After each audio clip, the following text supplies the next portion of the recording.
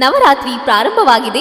ಈ 9 ದಿನಗಳಲ್ಲಿ ಪ್ರತಿದಿನವೂ ವಿಶೇಷ ಬಣ್ಣದ ಉಡುಪು ಧರಿಸುವ ಪರಂಪರೆ ಇದೆ. ಪ್ರತಿ ಬಣ್ಣವು ತನ್ನದೇ ಆದ ಮಹತ್ವವನ್ನ ಹೊಂದಿದೆ. ಮೊದಲನೆಯ ದಿನವಾದ 22ನೇ ತಾರೀಕು ಬಿಳಿ ಬಣ್ಣ, ತಾಯಿ ಶೈಲಪುತ್ರಿಯನ್ನ ಪೂಜಿಸುವ ದಿನ. ಬಿಳಿ ಬಣ್ಣ ಶುದ್ಧತೆ ಹಾಗೂ ಶಾಂತಿಯ ಸಂಕೇತವಾಗಿದೆ. ಎರಡನೆಯ ದಿನ ಕೆಂಪು ಬಣ್ಣ, ತಾಯಿ ಬ್ರಹ್ಮಚಾರಿಣಿಯನ್ನ ಪೂಜಿಸುವ ದಿನ. ಕೆಂಪು ಬಣ್ಣವು ಶಕ್ತಿ ಮತ್ತು ಧೈರ್ಯದ ಸಂಕೇತವಾಗಿದೆ. ಮೂರನೆಯ ದಿನ ನೀಲಿ ಬಣ್ಣ, ತಾಯಿ ಚಂದ್ರಗಂಟರನ್ನು ಪೂಜಿಸುವ ದಿನವಾಗಿದೆ. ನೀಲಿ ಬಣ್ಣ ಆತ್ಮವಿಶ್ವಾಸವನ್ನು, ಸ್ಥೈರ್ಯವನ್ನು ತುಂಬುವ ಸಂಕೇತವಾಗಿದೆ. ನಾಲ್ಕನೇ ದಿನ ಹಳದಿ ಬಣ್ಣ, ತಾಯಿ ಕುಷ್ಮಾಂಡನನ್ನು ಪೂಜಿಸುವ ದಿನವಾಗಿದೆ. ಹಳದಿ ಬಣ್ಣ ಸಂತೋಷ ಹಾಗೂ ಬೆಳಕನ್ನ ತುಂಬುವ ಸಂಕೇತವಾಗಿದೆ.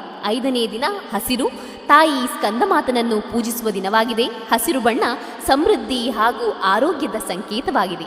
ಆರನೇ ದಿನ ಬೂದಿ ಬಣ್ಣ, ತಾಯಿ ಕಾತ್ಯಾಯನಿಯನ್ನು ಪೂಜಿಸುವ ದಿನ. ಬೂದಿ ಬಣ್ಣ ಸಮತೋಲನ ಹಾಗೂ ಶಾಂತಿಯ ಸಂಕೇತವಾಗಿದೆ.